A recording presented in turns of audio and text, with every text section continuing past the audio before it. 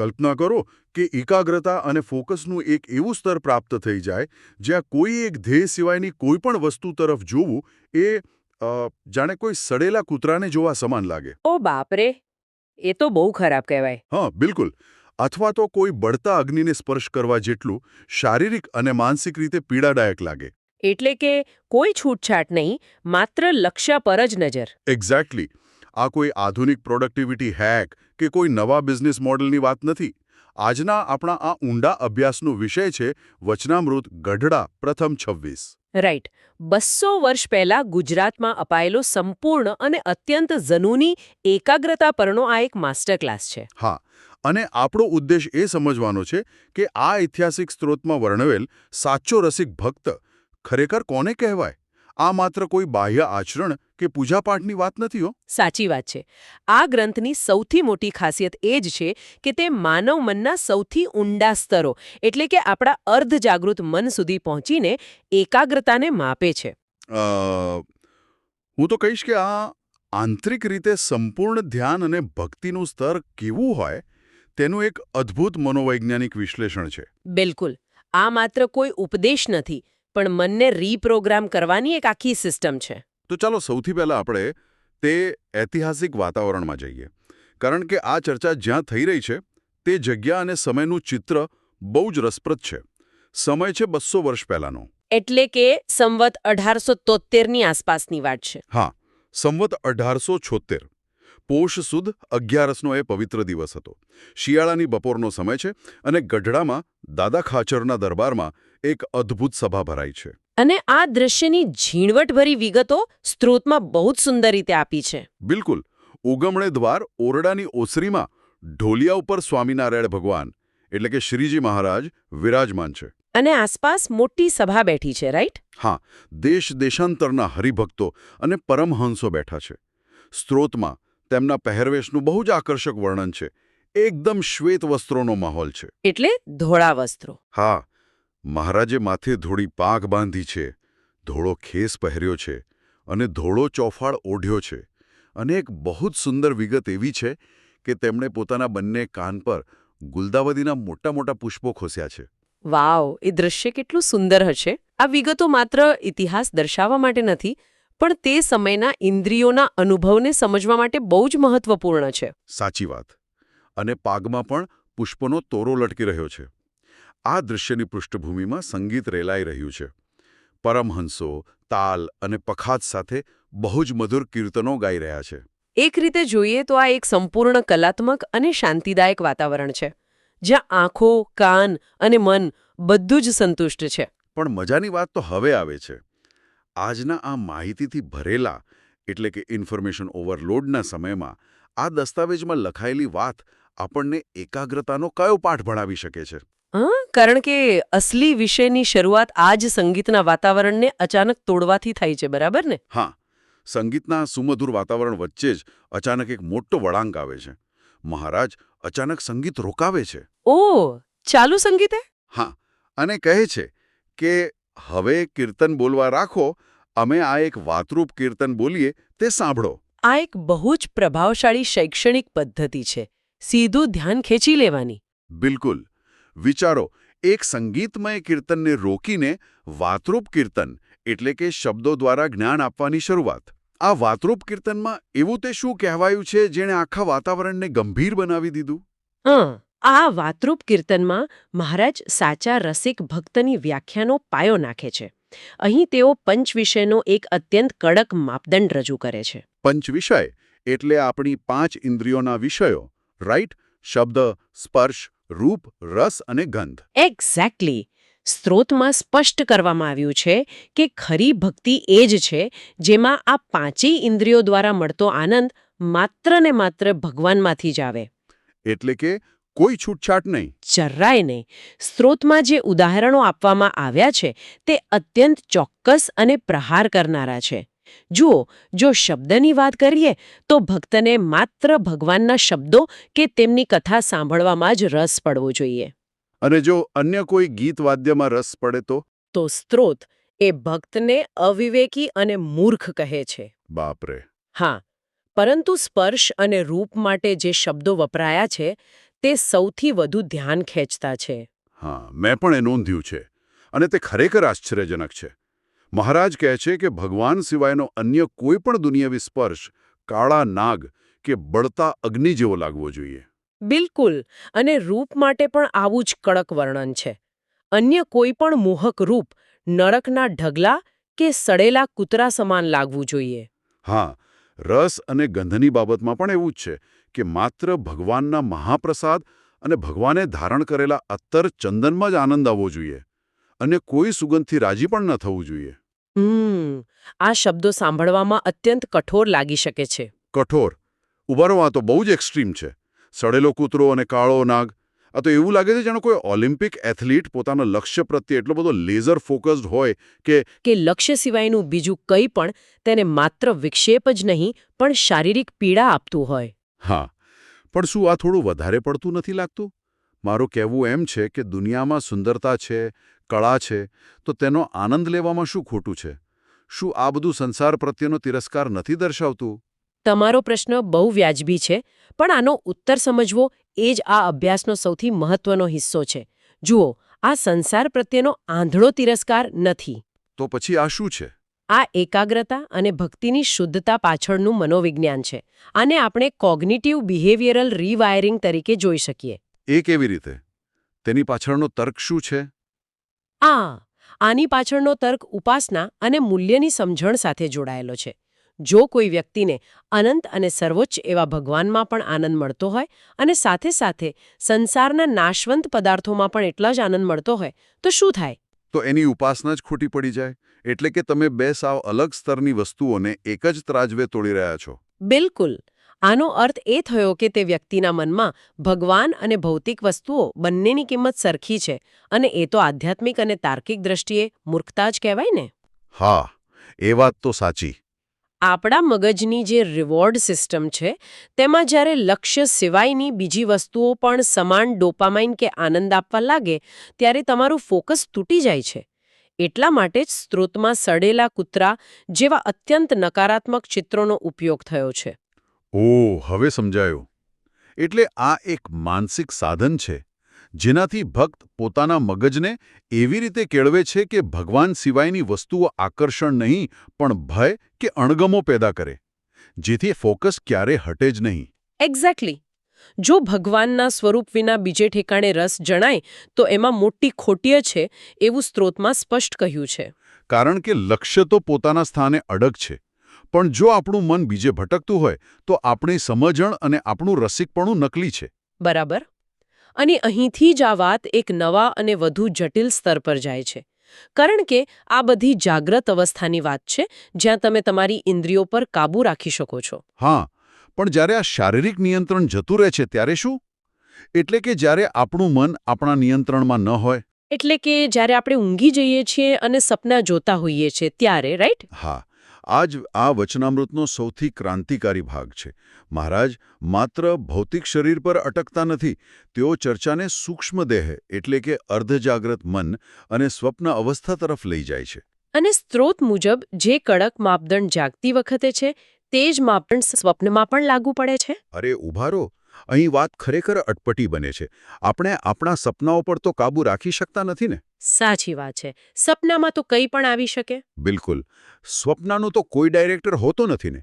તો પછી સપનાના આધારે કોઈની એકાગ્રતા કે તેના ચારિત્ર્યને ખોટું કઈ રીતે ઠેરવી શકાય? જુઓ, ભલે આપણે આપણા સપનાના સભાન ડાયરેક્ટર ન હોઈએ, પણ આપણું અર્ધજાગ્રત મન એટલે કે સબકોન્શિયસ માઇન્ડ જ તેની સ્ક્રિપ્ટ લખે છે. હા, એ વાત પણ છે.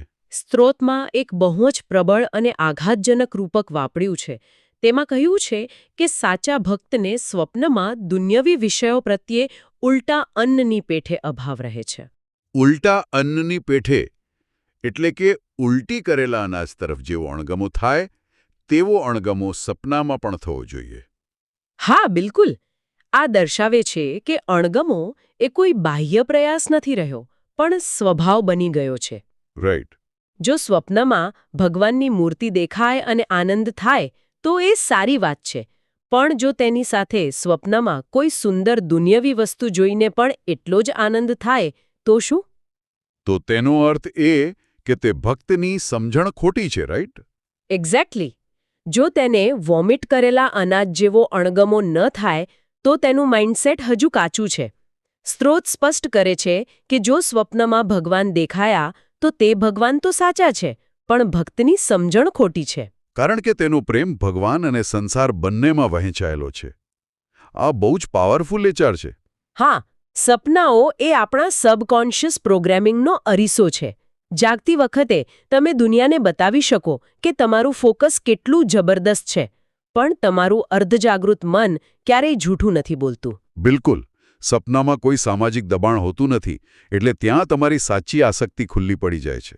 હા, જ્યાં સુધી અંદરની સમજણ સાચી ન હોય ત્યાં સુધી સપનામાં એ શુદ્ધતા જ ન આવી શકે. પણ આનાથી એક બહુ મોટો પ્રશ્ન ઊભો થાય છે.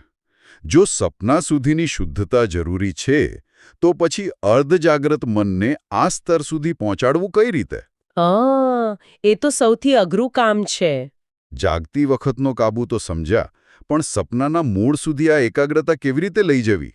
આનો ઉત્તર સ્ત્રોતમાં સતત ચિંતવન અને ધ્યાનની પ્રક્રિયા દ્વારા આપવામાં આવ્યો છે. આ કોઈ શોર્ટકટ નથી હો. મનને સતત એક જ દિશામાં વાળવાની આકરી પ્રક્રિયા છે. હા, સ્ત્રોતમાં વર્ણન છે કે જ્યારે કેવળ ભગવાનનું જ ચિંતવન રહે છે, ત્યારે ચિંતવન કરતાં કરતાં એક શૂન્ય ભાવ આવે છે. આ શૂન્ય ભાવ ખરેખર શું છે એ તમને ખ્યાલ છે? એટલે હું એમ માનું છું કે શૂન્ય ભાવ એટલે એવી અવસ્થા જ્યાં પિંડ અને બ્રહ્માંડ એટલે કે આપણું પોતાનું શરીર અને આખું ભૌતિક વિશ્વ અદૃશ્ય થઈ જાય છે. બિલકુલ સાચી વાત. મન માટે બીજું કાંઈ જ અસ્તિત્વ ધરાવતું નથી. આ માત્ર ખાલીપો નથી, પણ એક એવી શૂન્યતા છે જ્યાંથી બધો જ સાંસારિક કોલાહલ શાંત થઈ ગયો છે. આ સાંભળીને મને એક બહુ જ આધુનિક વસ્તુ યાદ આવે છે. આ તો જાણે મનને નોઇઝ કેન્સલિંગ હેડફોન્સ પહેરાવા જેવું છે. ઓહ વાવ, આ બહુ જ સચોટ સરખામણી છે. તમે તેને કેવી રીતે જુઓ છો? જરા સમજાવો ને. જુઓ, જ્યારે આપણે આધુનિક નોઇઝ કેન્સલિંગ હેડફોન્સ પહેરીએ છીએ, ત્યારે તે બહારના અવાજને સાંભળીને તેને કાપવા માટે એક એન્ટી ફ્રીક્વન્સી પેદા કરે છે. હા, સાચી વાત. પરિણામે આજુબાજુનો ટ્રાફિક, લોકોનો ઘોંઘાટ બધું જ શૂન્ય થઈ જાય છે. દુનિયા જાણે થોડીવાર માટે અદૃશ્ય થઈ જાય છે. અને આ શૂન્યતા વચ્ચે જ્યારે દુનિયાનો બધો અવાજ કપાઈ જાય છે, ત્યારે જ આપણે જે સંગીત સાંભળવું છે તેનો એકદમ શુદ્ધ અવાજ પકડાય છે. બહુ જ સરસ ઉદાહરણ આપ્યું. અને આ વચનામૃતમાં એ શુદ્ધ સંગીત એટલે પેલો પ્રકાશ. સ્ત્રોત કહે છે કે તે શૂન્યમાં એક તેજનો પ્રકાશ થાય છે. અને તે પ્રકાશમાં ભગવાનની મૂર્તિ દેખાય છે. એટલે કે જ્યારે મનમાંથી દુનિયાનો બધો જ નોઇઝ નીકળી જાય, ત્યારે જ અસલી સ્વરૂપનો સાક્ષાત્કાર થાય છે. બિલકુલ. અને સ્ત્રોત આને પતિવ્રતાની ભક્તિ કહે છે. પતિવ્રતાની ભક્તિ એટલે એવી નિષ્ઠા જેમાં અન્ય કોઈ વિકલ્પનો વિચાર સુદ્ધા ન હોય, એકદમ અડગ. હા. અને આ સ્થિતિ પ્રાપ્ત કરવા માટે મહારાજ માત્ર ઉપદેશ આપીને અટકતા નથી. તેઓ સભાની વચ્ચે જ પોતાનો દાખલો આપે છે. હા, અને સ્ત્રોતનો એ ભાગ અત્યંત શક્તિશાળી છે. મહારાજ કહે છે કે જ્યારે સંતો રસિક કીર્તન ગાય છે, ત્યારે તેઓ પોતે આંખો બંધ કરીને કેવો વિચાર કરે છે. હા, તેઓ જણાવે છે કે જો આ ચિંતવનમાં કોઈ દુન્યવી વિષય આડો આવે તો શું થાય? મહારાજ કહે છે કે તેનું માથું ઉડી જાય. આ શબ્દો સાંભળીને જ રૂવાણા ઊભા થઈ જાય છે. ખરેખર. માથું ઉડી જાય. આ કોઈ સામાન્ય વિચાર નથી. આ એક અત્યંત મક્કમ અને આક્રમક નિર્ધાર છે. વિક્ષેપને માત્ર નજરઅંદાજ નથી કરવાનો, પણ તેને મૂળમાંથી જ કાપી નાખવાનો છે. આ જ સંપૂર્ણ એકાગ્રતાની સાચી તાકાત છે. મહારાજ સમજાવે છે કે ભલે તેમનો વિચાર થોડો હોય, પણ ભગવાન વિના બીજું કંઈ પણ તે વિચારમાં ટકી શકતું નથી. વિક્ષેપ આવે તે પહેલાં જ તેનો નાશ થઈ જાય છે. એટલે આ સ્તરનું આંતરિક બળ ત્યારે જ આવે જ્યારે તમારું ધ્યેય તમારા માટે તમારા અસ્તિત્વ જેટલું જ મહત્વનું બની જાય. બિલકુલ સાચી વાત. આ આખી ચર્ચા મનને હચમચાવી મૂકે તેવી છે. પેલા સંગીત અને સુગંધથી ભરેલા વાતાવરણમાંથી શરૂ થયેલી વાત સપનાના અર્ધજાગૃત મનને પાર કરીને વિક્ષેપનું માથું ઉડાવી દેવા સુધી પહોંચી ગઈ. હા, સફર બહુ અદ્ભુત રહી. તો આ બધાનો આપણા માટે અર્થ શું છે? ભલે આપણામાંથી મોટાભાગના લોકો કોઈ સંન્યાસી કે મહાન ભક્તો ન હોય અને સામાન્ય સામાજિક જીવન જીવતા હોય, છતાં પણ આ દસ્તાવેજ આપણને સંપૂર્ણ એકાગ્રતા વિશે એક બહુ જ મોટો પાઠ ભણાવે છે. હા, અને આ પાઠ આજના સમયમાં સૌથી વધુ પ્રસ્તુત છે, કારણ કે આજે આપણી આસપાસ જેટલા વિક્ષેપો છે તેટલા માનવ ઇતિહાસમાં ક્યારેય ન હતા. બિલકુલ. આપણા જીવનના જે મૂળભૂત ધ્યેયો છે તેના પ્રત્યેનો આપણો લગાવ કેવો છે એ વિચારવા જેવું છે. ખરેખર. શું આપણે આજુબાજુના આજના આધુનિક પંચ વિષયો જેમ કે સોશિયલ મીડિયાનું સતત સ્ક્રોલિંગ, વર્ચ્યુઅલ દુનિયાનો દેખાડો એ બધાથી બહુ સરળતાથી લલચાઈ જઈએ છીએ? હા, આપણે આપણી જાતને પૂછવું જોઈએ કે શું આપણું ધ્યાન આપણા મુખ્ય લક્ષ્ય પર એટલું જ કેન્દ્રિત છે જેટલું મહારાજે વર્ણવ્યું? અને જ્યારે વિક્ષેપો આવે છે ત્યારે શું આપણે તેનું માથું ઉડાવી શકીએ છીએ કે પછી આપણે શરણાગતિ સ્વીકારી લઈએ છીએ? આ બાબત આપણને એક બહુ જ ઊંડા આત્મનિરીક્ષણ તરફ દોરી જાય છે. આ વચનામૃતના આધારે એક બહુ જ પ્રભાવશાળી અને થોડો ડરામણો પ્રયોગ કરી શકાય. ડરામણો પ્રયોગ? એ કઈ રીતે? આપણે જોયું કે સ્વપ્ન અવસ્થા આપણી સાચી આસક્તિ અને આપણા અર્ધજાગૃત મનની વાસ્તવિકતા દર્શાવે છે. જાગતી વખતે તો આપણે બધા એક માસ્ક પહેરીને ફરી શકીએ છીએ, રાઈટ? હા, આપણે દુનિયાને બતાવી શકીએ છીએ કે આપણે બહુ ફોકસ છીએ. પણ જરા વિચારો, જો આપણે સળંગ એક અઠવાડિયા કે એક મહિના સુધી આપણા સપનાઓ રેકોર્ડ કરી શકીએ તો? ઓહ, જો દરરોજ સવારે ઉઠીને આપણે પ્રામાણિકપણે લખી શકીએ કે આપણે ઊંઘમાં શું જોયું અને આપણને શેમાં આનંદ આવ્યો, તો તે આપણા સબકોન્શિયસ માઇન્ડ વિશે આપણને શું સત્ય કહેશે? આ તો ખરેખર બહુ જ મોટો ખુલાસો કરી શકે છે. આપણી અસલિયત સામે આવી જાય. કે એકાગ્રતા દેખાય છે કે પછી ત્યાં આપણું મન ક્યાંક બીજે જ ભટકતું હોય છે. હા, શું આપણા સપનાઓમાં કોઈ અજાણ્યો ભય, લાલચ કે સામાજિક અસુરક્ષા ડોક્યાં કરે છે? જો એમ હોય તો આજના અભ્યાસ મુજબ આપણી એકાગ્રતા હજુ કાચી છે. બાપરે, આપણું અર્ધજાગ્રત મન ખરેખર કોની પૂજા કરી રહ્યું છે તે તો આપણા સપનાઓ જ કહી શકે. આ બહુ જ ઊંડો અને વિચારતા કરી દેવો મુદ્દો છે. આજના આ સેશનમાં ખરેખર એકાગ્રતાની એક નવી જ વ્યાખ્યા સમજવા મળી. કલ્પના કરો કે એક એવું એક્સરે મશીન છે જે આપણા હાડકાં નહીં પણ આપણું હૃદય વાસ્તવમાં કઈ વસ્તુનું બંધાણી છે ને તે એકદમ સ્પષ્ટ બતાવી દે છે. આ ખરેખર બહુ જ રસપ્રદ કલ્પના છે, કારણ કે સામાન્ય રીતે જ્યારે આપણે કોઈ મેડિકલ નિદાનની વાત કરતા હોઈએ ત્યારે બધું બહુ બ્લેક એન્ડ વ્હાઇટ હોય છે. હા, બિલકુલ. હાથનું હાડકું ભાંગી ગયું હોય તો ડોક્ટર સીધી જ આંગળી મૂકીને કહી દેશે કે જુઓ અહીં તકલીફ છે. હા કે ના? હા. પણ જ્યારે આપણે માનવ હૃદય, મનોવિજ્ઞાન અને આપણી આંતરિક ભક્તિની દુનિયામાં પ્રવેશ કરીએ ને ત્યારે આ શારીરિક એક્સરે મશીન કામ કરતું બંધ થઈ જાય છે. સાચી વાત. આપણને અંદરથી એ ખબર જ નથી પડતી કે આપણા મનની અંદર ખરેખર કઈ વસ્તુ પ્રત્યે સૌથી વધુ આકર્ષણ છુપાયેલું છે. એટલે જ ચાલો આ બાબતને જરા વિસ્તારથી સમજીએ. આજે આપણે જે લખાણ પર ચર્ચા કરવાના છીએ, શ્રીજી મહારાજનું વચનામૃત, તે બરાબર આ જ કામ કરે છે. તે એક એવું આધ્યાત્મિક દર્પણ પૂરું પાડે છે જે આપણી અંદર રહેલા સાચા રસનું નિદાન કરે છે. અને આ લખાણની સૌથી મોટી ખૂબી જે છે કે તે કોઈ ઉપરછલ્લી ધાર્મિક વિધિઓની વાત નથી કરતું. જ્યારે આપણે આનો ઊંડો અભ્યાસ કરીએ ત્યારે સમજાય છે કે તેમાં સાચા રસિક ભક્ત કોને કહેવાય તેની જે વ્યાખ્યા છે ને તે આજના આધુનિક મનોવિજ્ઞાન સાથે બહુ જ ગાઢ રીતે જોડાયેલી છે. બરાબર. તે સીધો જ આપણા અટેચમેન્ટ એટલે કે આપણી આસક્તિના મૂળ પર પ્રહાર કરે છે. તો હું વિચારતી હતી કે આપણે આ રસ અથવા આકર્ષણના ખ્યાલને જરા ખોલીને સમજીએ. ચોક્કસ. જુઓ, દુનિયામાં દરેક જીવને કોઈને કોઈ વસ્તુમાં રસ તો હોય જ છે. કોઈને સંગીત સાંભળવાનો આનંદ આવે, કોઈને ભોજનનો શોખ હોય, સત્તા જોઈએ, અથવા લોકો વચ્ચે વાહવાહી મેળવવામાં રસ હોય. પણ શું થાય જ્યારે આ બધો જ રસ માત્ર એક જ જગ્યાએ એટલે કે ઈશ્વરમાં કેન્દ્રિત થઈ જાય? આ બહુ મોટો સવાલ છે. અને અહીં વહેંચાયેલા હૃદયનો એક બહુ જ સુંદર ખ્યાલ સમજાવવામાં આવ્યો છે. લખાણ બહુ સ્પષ્ટ કહે છે કે જો કોઈ વ્યક્તિને ભગવાનના કીર્તન ગાવા ગમે, મંદિરમાં બેસવું ગમે, પણ બરાબર એ જ સમયે તેને દુનિયાના ગીતો અને મોજ શોખમાં પણ એટલો જ રસ પડતો હોય, તો તેની ભક્તિ સાચી નથી. બિલકુલ. અને આપણે મનોવિજ્ઞાનની ભાષામાં કોગ્નિટિવ ડિસોનન્સ કહી શકીએ, એટલે કે વિરોધાભાસી માનસિકતા. વ્યક્તિનું હૃદય બે વિરોધી દિશાઓમાં ભાગી રહ્યું છે. એક બાજુ આધ્યાત્મિક શાંતિ જોઈએ છે અને બીજી બાજુ દુનિયાવી ઉત્તેજનાઓ પણ જોઈએ છે. પણ અહીં મને એક બહુ મોટો પ્રશ્ન થાય છે અને મને ખાતરી છે કે આ સાંભળનાર ઘણા લોકોના મનમાં આ પ્રશ્ન આવતો હશે. આ ગ્રંથમાં એવું લખ્યું છે કે સાચા ભક્તને દુનિયાની નિરર્થક ગપસપ કે મોજ શોખની વાતો જાણે કે ઝેર પીવા જેવી કડવી લાગવી જોઈએ. સાચી વાત છે. હવે જુઓ, આપણે બધા આ દુનિયામાં રહીએ છીએ. આપણા પરિવાર છે, નોકરી છે. જો મારો કોઈ મિત્ર ઉત્સાહથી તેની નવી કારની વાત કરતો હોય અને હું તેને ઝેર સમાન ગણીને મોઢું બગાડું કે ત્યાંથી ઊભી થઈને જતી રહું, તો શું હું એકદમ અસામાજિક અને વિચિત્ર નહીં બની જાઉં? હા, અહીં નોંધવા જેવી અત્યંત રસપ્રદ વાત એ છે કે આ કોઈ શારીરિક ત્યાગની વાત નથી. આ બહુ જ વ્યાજબી પ્રશ્ન છે તમારો. અહીં ઝેર લાગવું એનો અર્થ એવો બિલકુલ નથી કે આપણે કોઈની સાથે ખરાબ વર્તન કરવાનું છે. અચ્છા, તો પછી એનો વ્યવહારુ અર્થ શું કાઢવો?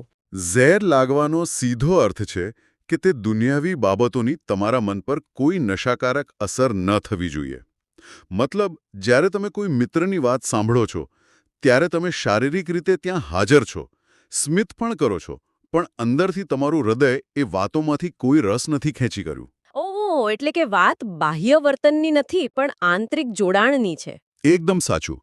આને તમે સ્વાદના ઉદાહરણથી સમજો. જ્યારે કોઈએ અત્યંત ઉચ્ચ કક્ષાની શુદ્ધ ઘીની મીઠાઈ ખાધી હોય, ત્યારબાદ જો તેને સાધારણ ગોળનો ટુકડો આપવામાં આવે તો તે કડવો કે સ્વાધીન લાગશે. કારણ કે ટેસ્ટ બડ્સ હવે એક ઉચ્ચ સ્વાદનો અનુભવ કરી ચૂક્યા છે. બસ આવું જ કંઈક આધ્યાત્મિક સ્તર પર થાય છે.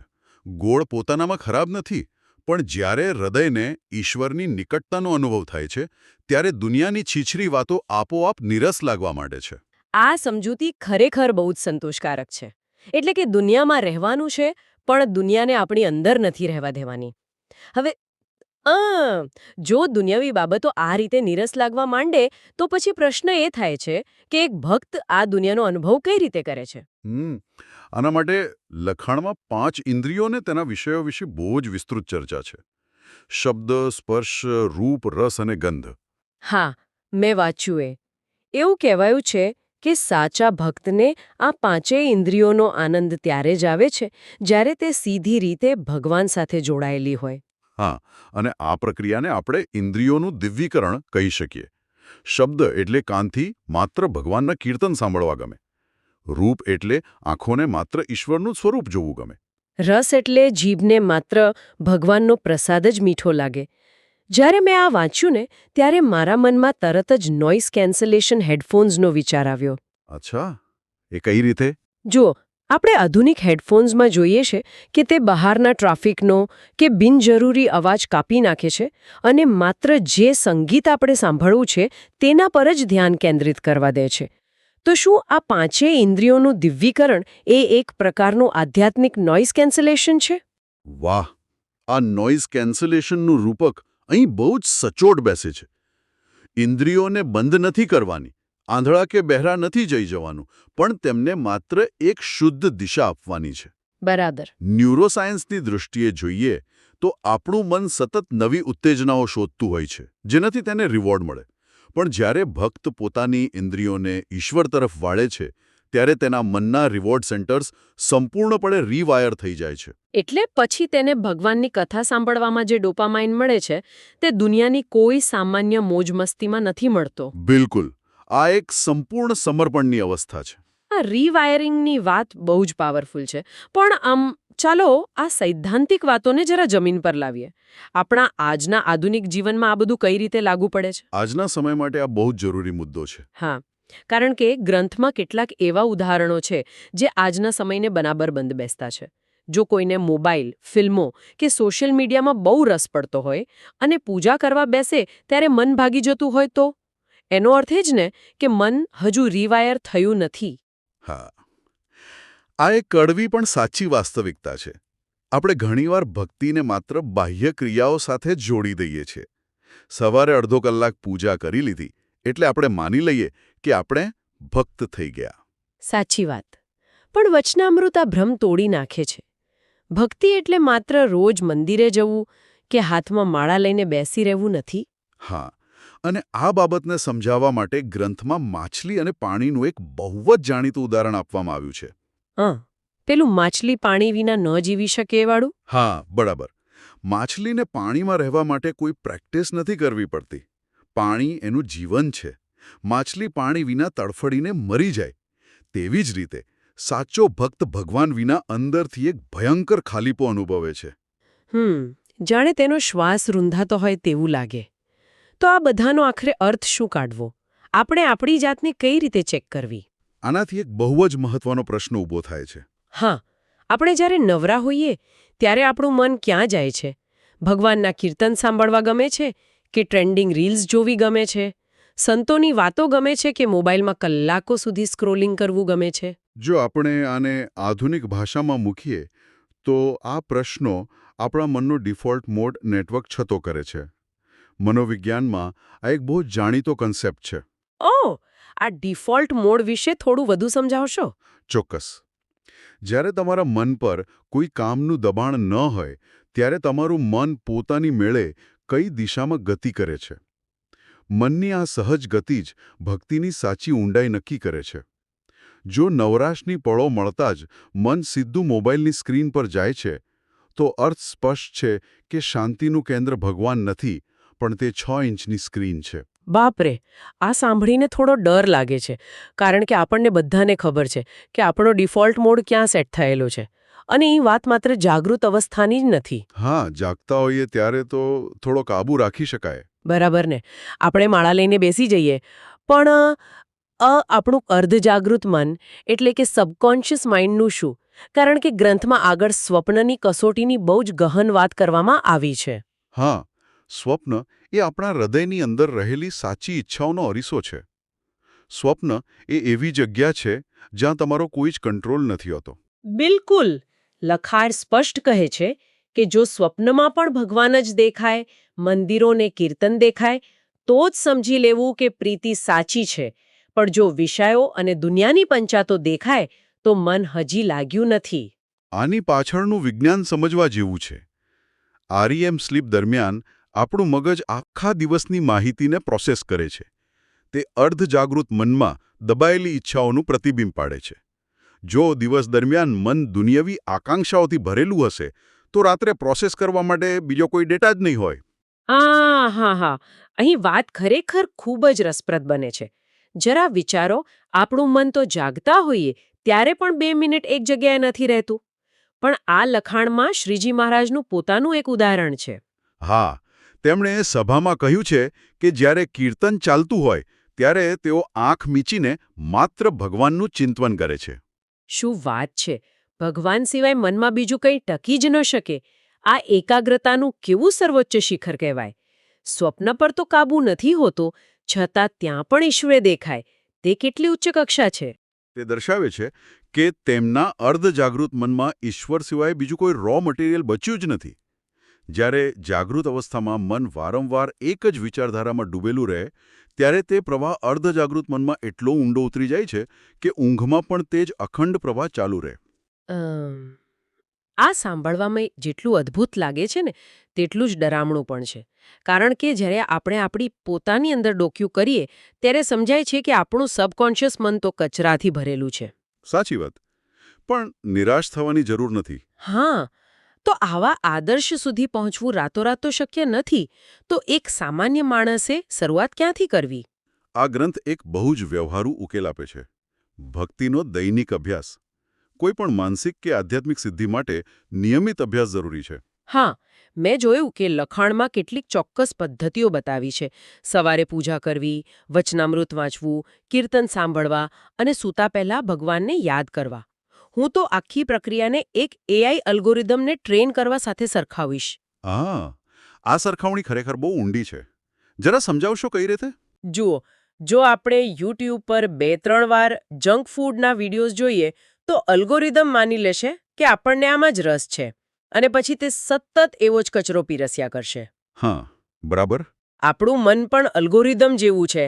આપણે આખો દિવસ તેને જે ડેટા ફીડ કરીએ છીએ ને, મન નવરાશની પળોમાં આપણને એ જ ડેટા પાછો બતાવે છે. તો આ અલ્ગોરિધમને બદલવાનો એક જ રસ્તો છે, નવો ડેટા નાખવો. બહુ સુંદર રીતે સમજાવ્યું. સવારની પૂજા, કથા સાંભળવી, આ બધું મનના અલ્ગોરિધમમાં જાણી જોઈને નાખવામાં આવતો પવિત્ર ડેટા છે. હા, ધીમે ધીમે આ ડેટા વધતો જશે અને દુન્યવી કચરો મનના હોમ પેજ પરથી ગાયબ થતો જશે. જો આપણે આને વ્યાપક સંદર્ભમાં જોડીને જોઈએ તો જેવી રીતે ડિજિટલ અલ્ગોરિધમને બદલવામાં સમય લાગે છે તેવી જ રીતે મનના અલ્ગોરિધમને બદલવા ધીરજ જોઈએ. આ દૈનિક અભ્યાસનો ઉદ્દેશ આપણા જીવનના કેન્દ્રને બદલવાનો છે. અચ્છા, એટલે હું અને મારા અહંકાર પરથી કેન્દ્ર ખસીને ઈશ્વર તરફ જાય. બિલકુલ. જેમ જેમ ઈશ્વર જીવનના કેન્દ્રમાં આવતા જશે તેમ તેમ અંદરથી ખોટું રસ આપોઆપ સુકાઈ જશે. અને આ જ અવસ્થાને વચનામૃતમાં પતિવ્રતા ભક્તિ કહેવામાં આવી છે. પતિવ્રતા ભક્તિ, આ શબ્દનું વજન બહુ જ ગહન છે. હા, જેમ એક પતિવ્રતા સ્ત્રી માટે તેના પતિ સિવાય અન્ય કોઈનું અસ્તિત્વ હોતું નથી, તેના વિચારો માત્ર પતિ પૂરતા સીમિત હોય છે, તેવી જ રીતે સાચા ભક્ત માટે ઈશ્વર સિવાય અન્ય કોઈ આકર્ષણ બચતું નથી. મતલબ સંપૂર્ણ અને અનન્ય ભક્તિ. હા, આવી ભેળસેળ વગરની ભક્તિથી જ ભગવાન રાજી થાય છે. તો આખી ચર્ચાનો નિષ્કર્ષ એ છે કે સાચો રસિક ભક્ત એ જ છે જેના હૃદયમાં ઈશ્વર સિવાય કોઈ માટે જગ્યા નથી. પછી ભલે તે પાંચેય ઇન્દ્રિયોનું દિવ્યીકરણ હોય કે અર્ધજાગૃત મન પર પડતો શુદ્ધિનો પ્રભાવ હોય. અને આજના સમયમાં આ જ્ઞાનની સુસંગતતા બહુ મોટી છે. આ માહિતી માત્ર ધાર્મિક જ્ઞાન નથી, પરંતુ ઇન્ફોર્મેશન ઓવરલોડવાળી દુનિયામાં પ્રાથમિકતા નક્કી કરવાની કળા છે. મનની એકાગ્રતા મેળવવાનો આનાથી શ્રેષ્ઠ રસ્તો બીજો કોઈ ન હોઈ શકે. એકદમ સાચી વાત છે. શરૂઆતમાં આપણે પેલા એક્સરે મશીનની વાત કરી હતી ને, આ ચર્ચા પછી મને લાગે છે કે આપણને આપણા આંતરિક નિદાન માટેનું બહુ સચોટ મશીન મળી ગયું છે. હા, આપણો નવરાશનો સમય અને આપણા સ્વપ્નો, આ બે વસ્તુઓ ક્યારેય કોઈની સાથે ખોટું નથી બોલતી. સાચી વાત. તો ચર્ચાના અંતે બહુ જ ઊંડો અને કદાચ અસ્વસ્થ કરી દે તેવો વિચાર મૂકીને જઈએ છીએ. જો આપણા સ્વપ્નો અને નવરાશનો સમય આપણા સૌથી મોટા આકર્ષણનો અરીસો છે, તો કલ્પના કરો કે જો કોઈ માણસના 1 કલાકના નવરાશના વિચારોને રેકોર્ડ કરવામાં આવે. પછી શું થાય? તો તે રેકોર્ડિંગ શાંતિથી સાંભળ્યા પછી એવું સાબિત કરશે કે તે વ્યક્તિના જીવનના અસલી ભગવાન કોણ છે? ઈશ્વર કે પછી તેનો મોબાઈલ ફોન અને દુનિયાની પંચાત? આ એક એવો સવાલ છે જેનો જવાબ દરેક માણસે જાતે જ શોધવાનો છે. આ પ્રશ્ન સાથે જ આજની આ ગહન ચર્ચા આપણે અહીં પૂર્ણ કરીએ છીએ. વિચારતા રહેજો.